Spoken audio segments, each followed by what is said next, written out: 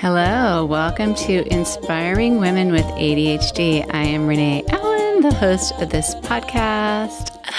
I did it. I said it right. I keep testing this out because I'm doing video too, and I kept saying, welcome to Inspiring Women with Renee Allen.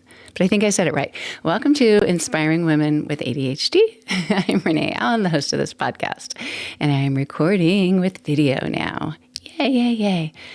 If you haven't noticed already, I'm starting to add guests. It's a little bit scary for me to do something new because there's so many things involved, but it's really fun. It's really fun to talk to other people, get their input. I hope you're enjoying it too. I don't have a regular, I'll do this once a week. I'll do this every month. I think I will do it every month. I might even do it once a week, but I don't know if I have that many people. I want everyone who comes on to be someone who has ADHD. We'll see if that ends up being what happens. But I don't know. I feel like this podcast is for you to get a perspective from somebody who has ADHD, no matter what their expertise is. I just find it really helpful to hear from people who have lived it. I've had asthma since I was in high school. And one of my, I wouldn't call it a pet peeve, but one of the struggles I have is when I go to a doctor, not that every doctor has to experience everything that I experience, but when I go to a doctor who's not a specialist in asthma, who's not a pulmonologist, often the things that they tell me are things that I can tell are told to me by somebody who's never experienced what I've been through. Like they're listening to me breathing and they're saying, you sound good right now. And I was just telling them what it was like last night. And they don't know. Maybe they've never had someone in their house with asthma or they haven't experienced it themselves. It's always worse at night. So I like the idea of women on my podcast being people who have lived having ADHD, whether they've known it for a day or they've known it for most of their lives or 5 years, 2 years, whatever. It doesn't matter to me. But that's my goal. So later this week, I am recording 2 podcast episodes with 2 different women who both have ADHD, although one has odd HD. I said it right. Combination of autism and ADHD, and I'm super excited to hear from her. But today's episode 74, I think I have the numbers right. Sometimes I actually submit them, and then I realize when I'm looking, I always go to Apple Podcasts or Spotify or something to see if it shows up. And sometimes I see there's 2 72s in a row. I don't always cover. And it's actually the reason that I number them, so I can keep track of what's going on. But episode 74, I'm pretty sure, is today's episode. And I want to talk about how to let go of expectations. The next few episodes of me just talking, I want to talk about how to let go of expectations or how to let go of anticipation, how to let go of different ideas that we have in our minds. Because that's something that I have a lot of experience with is the mindset, the figuring out what's going on in our minds, identifying that, and how to create shifts, a mindset shift that can help with that, or even just make a plan. So it's a practice to recognize that what's going on in your mind isn't the only way that you can think, because I used to think whatever thoughts I have. But you have automated thoughts, you have impulsive thoughts, you have a variety of thoughts that come up, but you can also use your mind to observe those thoughts and create a new thought. And that is really powerful. So letting go of expectations, the idea, that the area that I want to go into for that today is about people pleasing. If you're not a people pleaser, maybe you know somebody in your life who is. Many of us are. When we have ADHD, there's a lot of reasons for that. And if you listen to the last episode that I recorded with my daughter, Sabra, she and I know that we have generations of people pleasing. And that may be part of it, but it could be patterns that have developed amongst generations. It could be common for women anyway. But as we talked about having ADHD since we were born and not knowing it until we were women, it started to make sense that we learned how to please a teacher. We learned to see what she expected and did our best within the impulsive realm that we may have had to achieve, to be students who got good grades. And it wasn't always the outcome. It was more for her than for me. But I learned, I knew that as I was going to school, that there was a method that I could go in and get to know the teacher. It wasn't like I was like, oh, I'm going to trick her or anything by finding out what her personality is like. You do learn how to get along with the person, but you also learn what their expectations are and how to meet them. And that is a successful way to be a student in a lot of ways. If you don't have the aptitude, the ability to learn the topic, that can be frustrating. But if you have a better relationship with that teacher, you know how their personality is, you know if there's a way to have them help you, that also comes in handy. So there's a really good reason for us to do things that pleases that person. That's the framework of school. And if you look at boys with ADHD in school, more often than not, they have a harder time doing well behavior-wise or getting the good grades. Doesn't mean that they don't, but I know even with my sons who had the brains to be able to do the work and could finally focus or could get themselves to focus, they didn't always remember to turn it in. They weren't always listening. They weren't always paying attention. And they didn't always recognize that they weren't making the teacher happy. And it didn't matter to them as much if they were making the teacher happy for a long time. And a lot of the teachers younger were female, and that made a difference too, which is interesting, as they had male teachers that maybe had a greater impact on them for some reason. It mattered to them what that person thought of them, but they also had a little more maturity, more like 5th grade or 7th grade or something. Back to expectations. So if you look at people pleasing, I looked up the definition because I mentioned before that Brooke Castillo, who's the life coach of all life coaches, had an episode that I listened to 4 or 5 years ago. It talked about people pleasing. And I felt like her definition was the opposite of what I thought it was. So I looked it up. I thought, have I thought about it wrong all this time? Or was I just not registering what she was saying? But this definition that I looked up online is more what I've always thought. People pleasing is a behavior pattern where someone prioritizes someone else's needs or their desires or their expectations over their own. So letting go of expectations is really intertwined with people pleasing because you might be needing to let go of their expectations, and you might need to let go of your expectation, because if your expectation is for everyone to like you and you're doing something, the people-pleasing behavior so that you're not upsetting them in some way, then you're meeting your own expectation.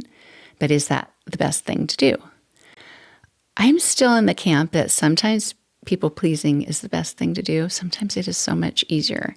And if it doesn't have a long-term ramification, then I think that's okay.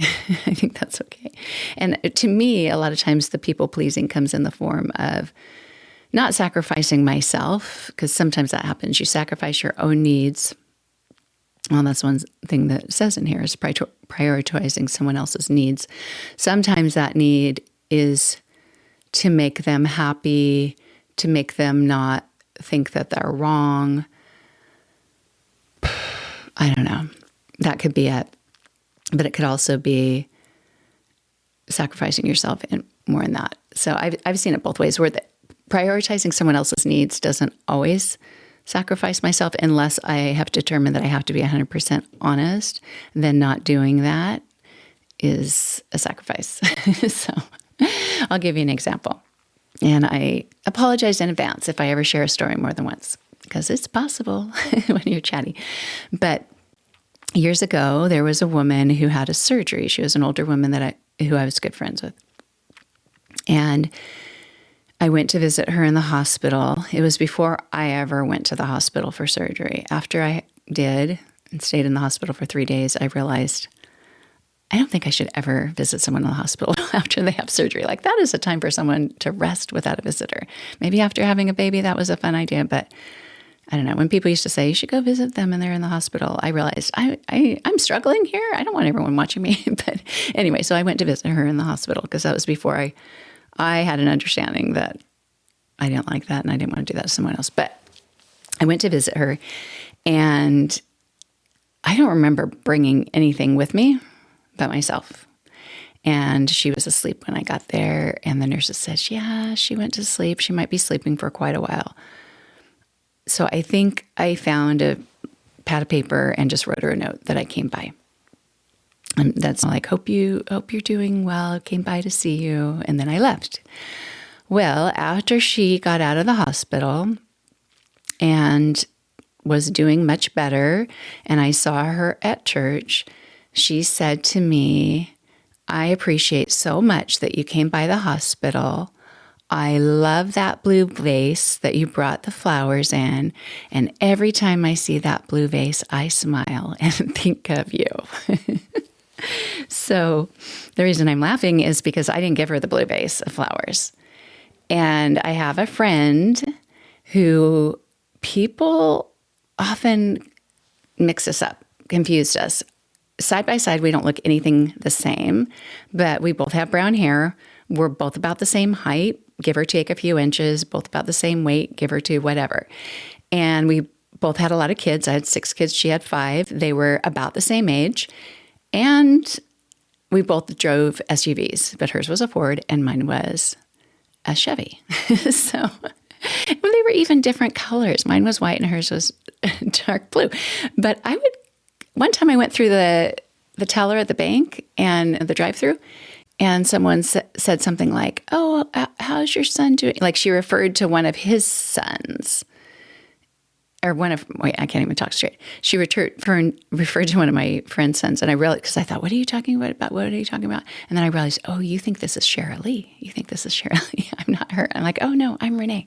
She goes, oh. So that time, I didn't feel like that was, I didn't have a problem setting her straight. And I say that in a way like setting her straight, because in my mind, when I correct someone, I have a hard time correcting someone. So in my mind, I'm setting her straight. But really, I was just saying, oh, no, I'm not her. That's just a simple mistake. And she's like, oh, yeah. So, but with this woman, I just felt too stupid for some reason. And I didn't want her to feel stupid. And I figured, after you have surgery, I've heard, with the medication you're on and stuff, you can forget what happened and who came in. So I just kind of smiled and said, oh, okay. So I talked to my friend, Cheryl Lee, and she says, yeah, I brought her the blue vase. I brought her the flowers. And I said, I'm so sorry, but I just didn't have the heart to tell her it wasn't me. So, and I didn't know who it was, but I wondered if it was you.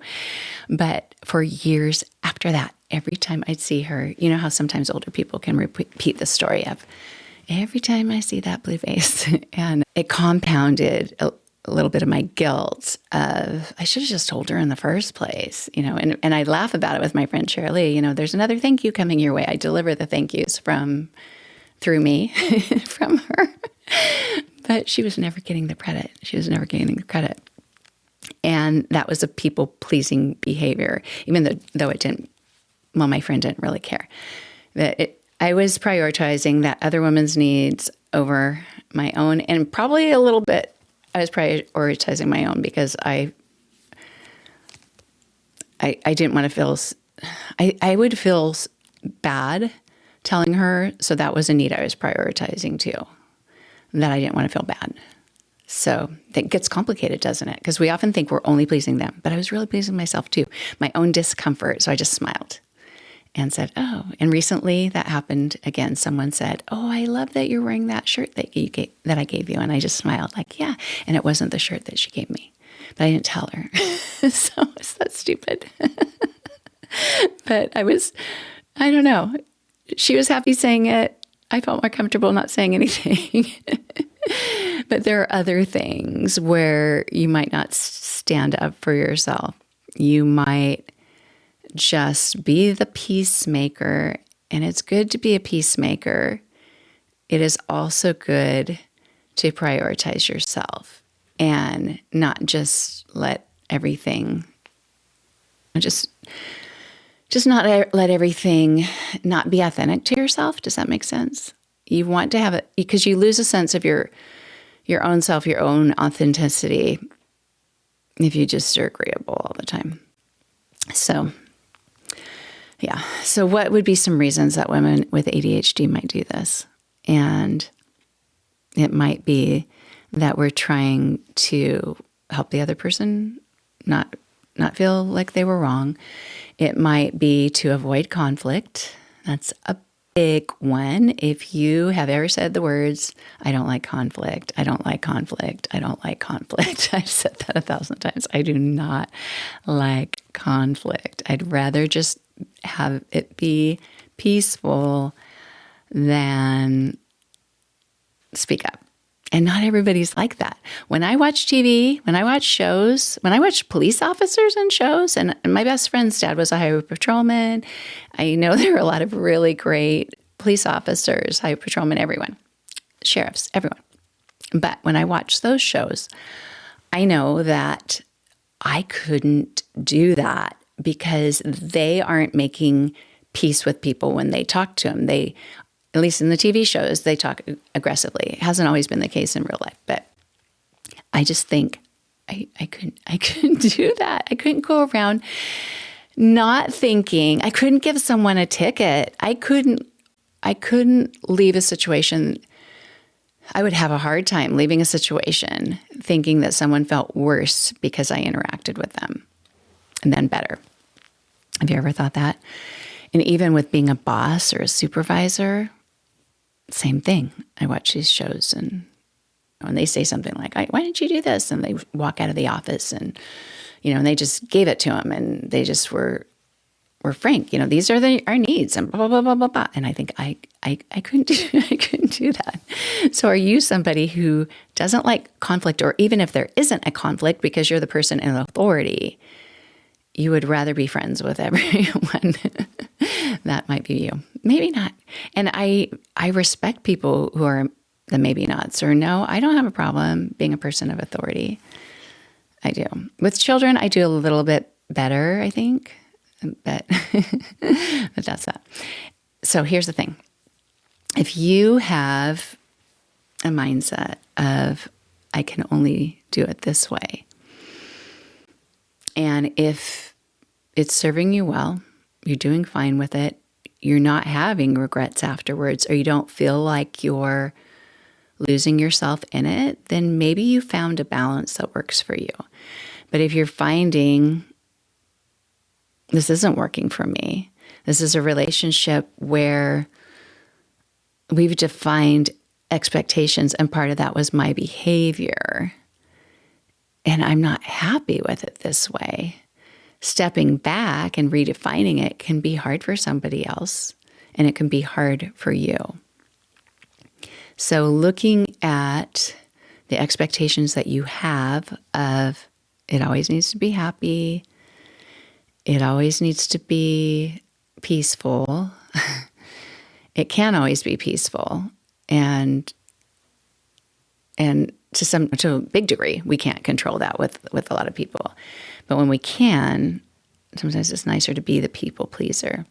And especially if you have an empathetic nature, a lot of women with ADHD do have an empathetic nature and want to help the other person feel okay, feel at ease, feel comfortable.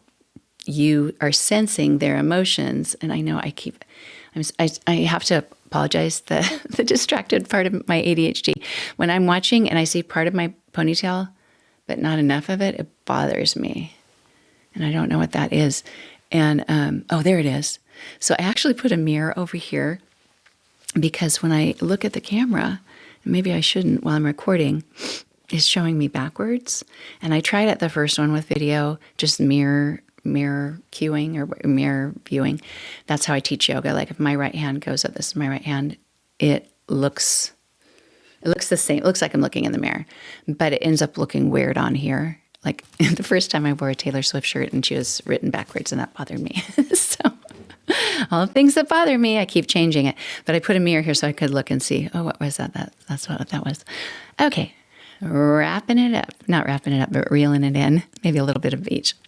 But look at what your roots of people-pleasing are. So if you think you need to make a change, look at what the roots are.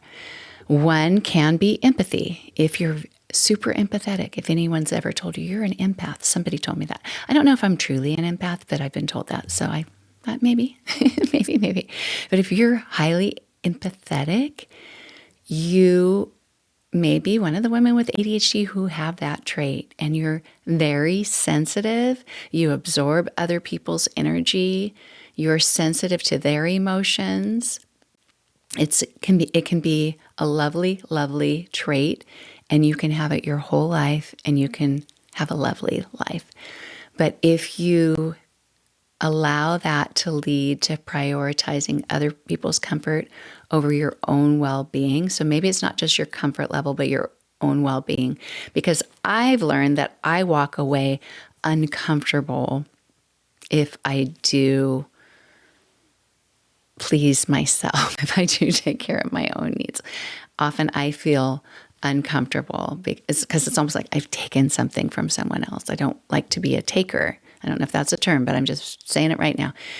And I might feel uncomfortable with that, but for the long term, it might be better for my well-being. And that's something that you can see, especially if patterns develop and those aren't healthy patterns. So look at your empathetic nature, look at your sensitivity to other people. Maybe you're not somebody who notices people's cues, social cues, and this isn't what might make you a people pleaser. Maybe just it's more of a survival skill of I get along better, I have friends if I nod and yeah, that sounds great. Let's go to that restaurant that you suggest again and again and again and again. That might be another situation that you actually want to stand up and say, I really want to go here. Can we go here this time? And everyone may look at you like, wait, you've never told us you want to do that before, but it's okay to do that. So that could be something that you look at is what is driving that? Is it your empathetic nature? Is it your lack of ability to sense how they're feeling? And so you'd rather just keep peace or have friends by being more agreeable and wanting to do what they do. Also, if you have ADHD, you might have that rejection sensitivity, whether it's to the point of the RSD, the rejection sensitive dysphoria. Someday it'll just roll off my tongue. But if you have that and you are craving some positive reinforcement and you go along to get along, or you want that external validation, you're doing things that will make them happy, even if it doesn't make you happy, because then they'll be appreciative, they'll be so glad, and that can be good. That can be good to have them be so happy that you did what they wanted you to, or just do it in a way that always meets their needs. Maybe you're very creative and you need to branch off. You need to do something different. You can't keep doing it the same way. You can do that, even if it causes a little bit of conflict or a little bit of discomfort. I've learned with teaching classes, with teaching yoga, even though that's not like being a school teacher where I have this authority and I'm going to discipline or something. I have had to discipline a few times. It probably doesn't make sense, but it's usually more to protect the people in the room from somebody who was walking in and being loud and said, yeah, I'm here for this class, but they really don't know what's going on and they've got their phone on or they've, whatever. I might have to do that to protect the other people. And sometimes I've had to stand up for myself to make it so I am comfortable teaching. But I also have had to learn that I can't please everyone. I'm sure you've heard that before, but you can't please everybody. If you try to please everybody, you won't please anybody, including yourself. But you can't possibly please everyone, and you don't have to. You don't have to. If people don't like you the way you are or what you're offering, that's okay, because everyone is so different, and people will find the people that they gravitate toward, and they'll have a better relationship, whether that's a business relationship or just friendship, whatever that is. But yeah, so let me see what else. Also, what about the kind of people pleasing where you say yes, where you want to be seen a certain way as someone who's willing to help, who's not only willing to help, so that could be something. If you're always saying no, and someone starts to say something like, I'm starting to feel like nobody wants to do these things, maybe I shouldn't invite everyone anymore. And maybe that doesn't make sense to you, but I had a friend who said that because she would have parties on the weekends. Every other weekend, her kids would go to the grandparents. And so she and her husband would have a gathering at their house. And sometimes we could go and sometimes we couldn't. And I remember at one point she told me, I don't think I want to invite these people anymore because they always say no. And I said, well, you have to understand their kids are older than yours. And when you have teenagers, you're driving all over the place. I was trying to let her understand because I knew I could be in the same boat. I didn't want to be cut off the invitation list, but I was also defending them. But sometimes saying no can be hard for people. Like if I was afraid to actually speak up and defend my one friend, but also defend myself, to say, you need to be a little more understanding and know that it doesn't mean that they don't like you. It doesn't mean that they don't want to gather with you. It just means that it doesn't always work out, and it might eventually. And sometimes I've signed up for so many things because I think I don't want people like at the school or whatever. When I was a mom with kids in school, you sign up because you don't want to not be the helper. You want to be involved in everything. And sometimes you have to let go of that expectation of being involved as much as you wish you could, and just clear your calendar so you can manage your life. Whatever your ideal expectation is of yourself, it might not even be people pleasing. It might be pleasing you. I don't want to miss out on anything. I don't want to not be there when this happens. I don't want to. Sometimes you have to let go of the expectation of being as involved as you would like to be. But yeah, that's an emotion too. So that's what Megan's going to talk about when she comes on. She's the woman who's coming on with ADHD. And I just laugh because I'm still learning to say it. But she's going to talk about emotional dysregulation. It's a big part of ADHD, and it can make it harder to separate your own feelings from an expectation or your own idea that's attached to that expectation of this is what this kind of person would do, or this is what that kind of person would do. In society, we have our culture, we have our family cultures. If you don't show up to this, it means you don't love that person's child as much as you love that person's child. Sometimes that can be your sister-in-law's expectation. It doesn't have to be yours, and you don't have to assign those emotions that they might be throwing out. You don't have to absorb them. You don't have to meet their expectation if it's going to run you ragged, if it's really not something you're comfortable attending. Have you ever attended something that you didn't even want to go to because you felt obligated? Yeah, you're people pleasing to whatever degree, to whoever it was, the person who hosted it, the people who are coming. I'm sure if we thought about it, and maybe you've even thought of instances on your own, there's so many ways that people pleasing or meeting others' expectations or your own expectations can apply to you and how it can interfere with you having a balanced life, with you being able to manage your emotions, your schedule, your life, your ability to have a schedule. All this can be impacted if we're not true to what the expectations should be and how we can manage those.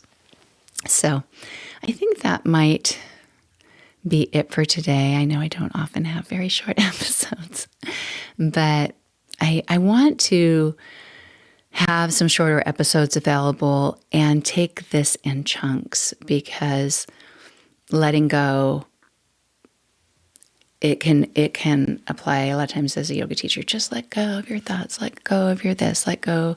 It could be anything. Let go of anger, let go of an emotional attachment. I don't know. That's a big one. But just letting go of the need to please others, the need to meet an expectation. Think about how that could apply to your life, even just this week. Have you become obligated to something that you wish you hadn't and you just like to let go of? You could just stand up for yourself and say, I'm actually not going to be able to attend. I did that. Okay, not as short as we thought. One more little story is I joined a women's club when I first moved here. And that was partially due to people pleasing too.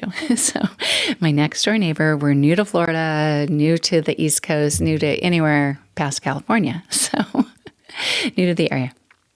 And my next door neighbor, who's so nice, came over one day with a pamphlet and invited me to be in the women's club for the town. Never really was interested in being in a women's club before. But apparently you can only be in it, and it's historic. It's a historic women's club for the area.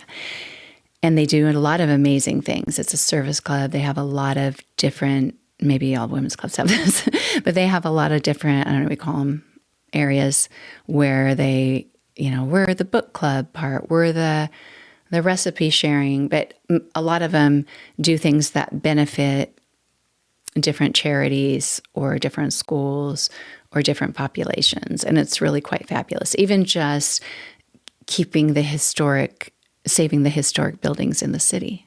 I've seen that happen. I've signed petitions and things like that. So they plan all these fundraisers and they plan all these events to help the people in the community.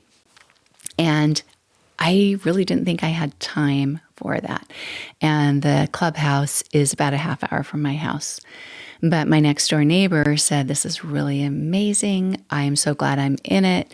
You can only join if somebody sponsors you and welcomes you in. Would you like to be in? And she even told me, and she wasn't trying to trick me into it or anything, but she even told me that another friend she invited a few years ago was new to the area, and the person said no. And she thought, why wouldn't you want to do it? It can help you get to know people. It's such a great way to get to know people. And I mostly did it. I did it a little bit because of people pleasing her, especially since it costs money. It costs quite a bit of money to join. The initiation was more than the annual dues. And I thought, I don't really want to spend, I don't know if it was $95 or $100. I really don't want to spend $100 and do this. But I am curious about the city. I am curious about the area. And it might help me learn about it. And I might make some friends. I love making friends. And so I found some value in it. And so I joined, and I kept looking at the calendar, and I couldn't go to the luncheons. I couldn't attend a lot of those things because I was teaching yoga at that time.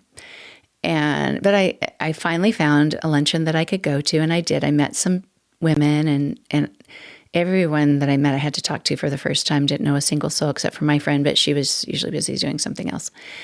And there's a little bit of a challenge in that, but it was still fun. But nobody that I would ever recognize on the street again, because it just wasn't long enough.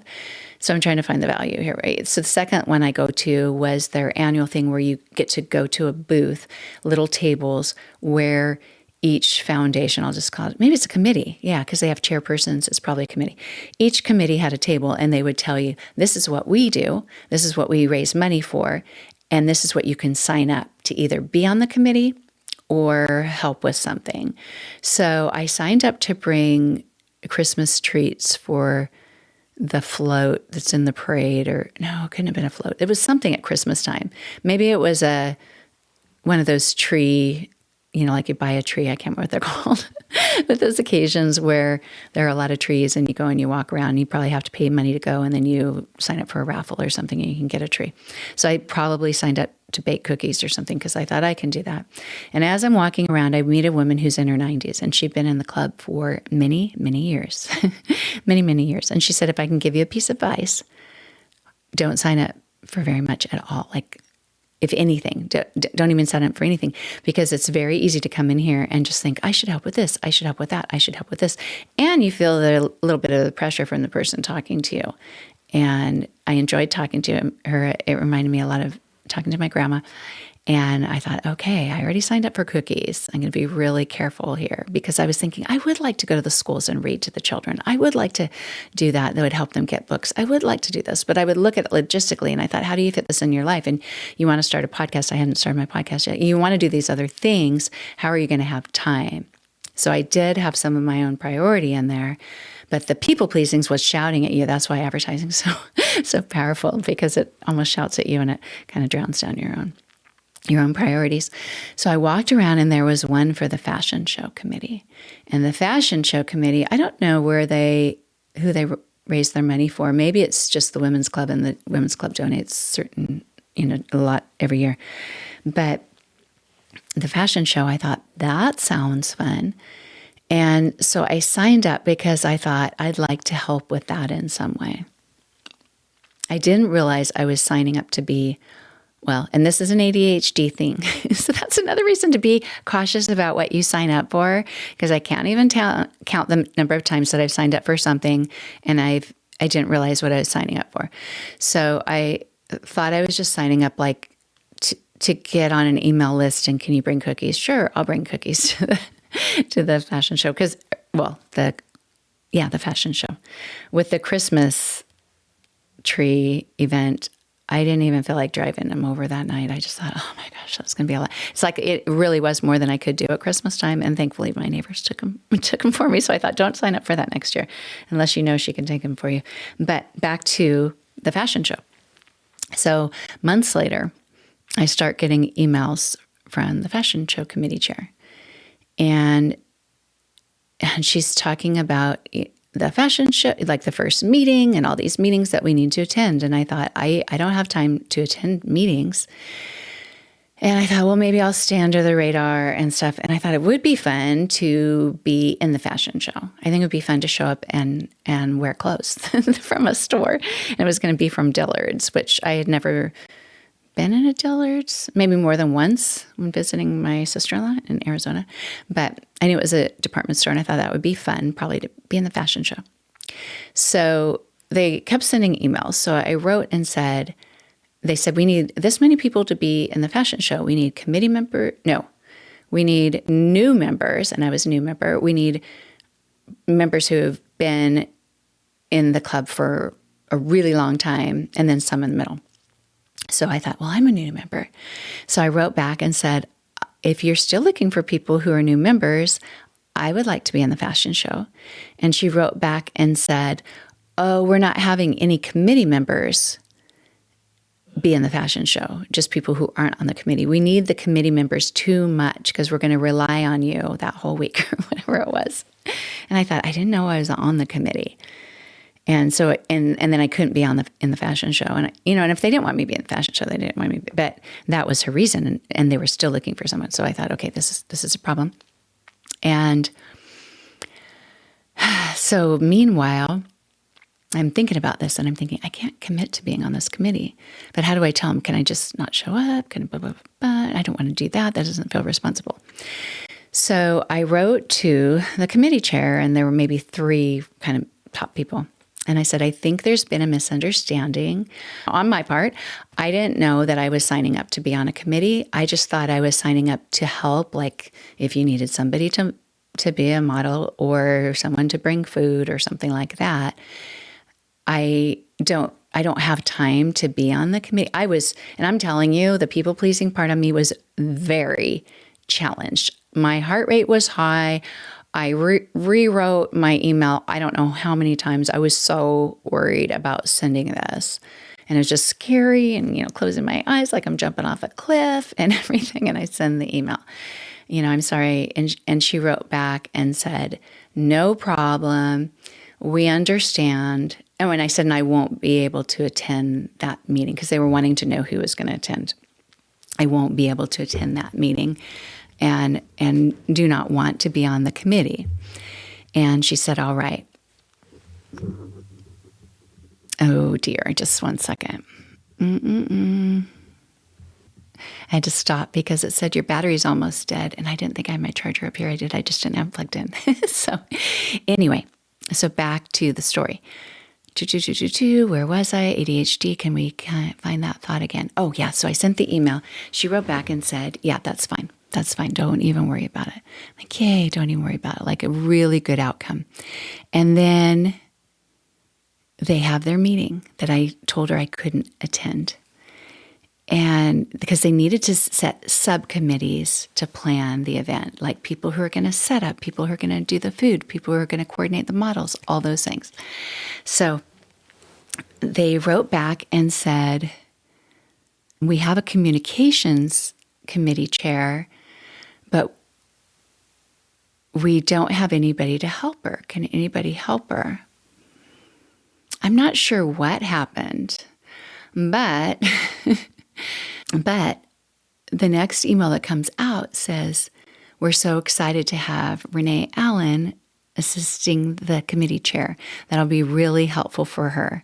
So I thought, not only somehow are they not getting that I'm not on the committee, even though they said that, but now I'm supposed to be the assistant. And so then they're putting me in an email with that committee chair, and she's saying, I'm so glad to have you. And I'm thinking, no, I'm not on the committee. Like, I couldn't even be on the committee. How could I be an assistant to the communications chair? And they're listing all the things that we're going to do. So then I was really stressed, and I had to step up my non-people-pleasing game. And granted, I didn't know any of them, wasn't in the same room of them, but it was still affecting me as much. And I wrote to the committee chair, who knows if there's a day or two in between it and how many people I told, because I was so stressed by it. But I wrote to her and I said, I'm sorry, there has been a big miscommunication. I am not even on the committee. I let them know I didn't attend that meeting. I don't know how they thought I was doing this, but I'm not. And I hate to leave you high and dry. She's like, no, it's okay. I can do it by myself. Maybe it was easier for her to do it by herself. And then I hemmed and hawed about writing to the people in charge again, and finally wrote to them and just said, I don't know how this happened that you think I am the assistant, but I'm not. I had written to you before, here's a copy. Maybe I even wrote over at the last conversation so they could look through. I'm not actually on the committee. I was hoping to help in a small way, maybe even model as a new member, but I can't do this. Please take me off of the list of committee members and as the assistant to the committee chair. And so they wrote back, oh, I don't know how that happened. Okay. And then they ended up having me model, and it was a lot of fun. I loved going and picking out the clothes, and I got to wear 2 different outfits, things that I would never buy in real life because they were kind of expensive. And I did try to find things that were my style, my colors, but still I probably wouldn't dress up that much. But they never asked me for, okay, a little sidebar. A little complaint. The other people, they'd asked for a bio, and they didn't ask me for one beyond something really short. So they didn't know anything about me except I was a yoga teacher. And so the second time I walked out, they didn't know a history of she's new to Gainesville. They didn't know she was I'm not really, I'm outside. But anyway, they didn't know much about my life. They didn't know I have 6 children, or they were saying things like that about other people. So the second time it came out, because the MC didn't know very much, she's just like, yeah, doesn't this look like something a yoga teacher would wear? Because the dress was kind of boho, the skirt was, and it was a lacy top. I thought it was really pretty, but it wasn't sophisticated like what a lot of people were wearing. So I thought, okay, like a little, I didn't know if that was a dig or not. It seemed kind of like a dig. But anyway, it was not easy to stand up for myself. That's all I have to say. It's not all I have to say, but that's kind of where I ended up with that. that sometimes it can be really hard and sometimes it can be really complicated to not be a people pleaser, to let go of that expectation that people are going to be happy with you, or that you're not going to rock the boat, you're not going to ruffle any feathers. We have all those phrases. Maybe they're all made up by women. I don't know, because guys don't seem to have a hard time with that. It's like, no, I told them, no, not a big deal. I told them I couldn't do it. Not all women do have a hard time with it, but I do. And I don't know if you do. Hopefully this can help. So thank you so much for being here. I'm still trying to work my way through the ending here. I have to kind of change one thing to another. We'll see if I can do it. But thanks so much for being here. I love doing the podcast. I'm grateful that you're out here because it gives me somebody to talk to and maybe help through your journey with ADHD, because I know I'm needing help. And so that's why I research it and that's why I share it, because it helps me process it and learn it better. But thanks so much. I will be back at next week's episode. I don't know if I'm going to post both guest episodes next week or do one next week, one the next, and have one of me in between. Unclear. Still figuring that out. But thanks again. And another thing. You can, sorry, I bring my emotion. I'm like, oh yeah, something else is stressing me out. But if you want to reach out, find me on my website, renee-allen.com. I would love for you to sign up for a freebie, anything that I worked on that might help you with focus or anything like that, or just write to me and let me know if you have any questions. But my website is probably going to change. The annual fee renewal comes up in 5 days, and I'm considering changing. So I don't know if it'll be down, but it shouldn't be. It shouldn't be right away. So just try to find me there. It'll be the same website address. It'll just be hosted differently. It might look a little different. It's all part of the journey. Sorting things out, complex things in life, huh? But thank you so much, and thank you for being patient and listening to all my complex things in life. I'll talk to you later. Bye. Open windows, broken shadows. Frozen dreams are left for tomorrow. Without a cause, no time for a pause.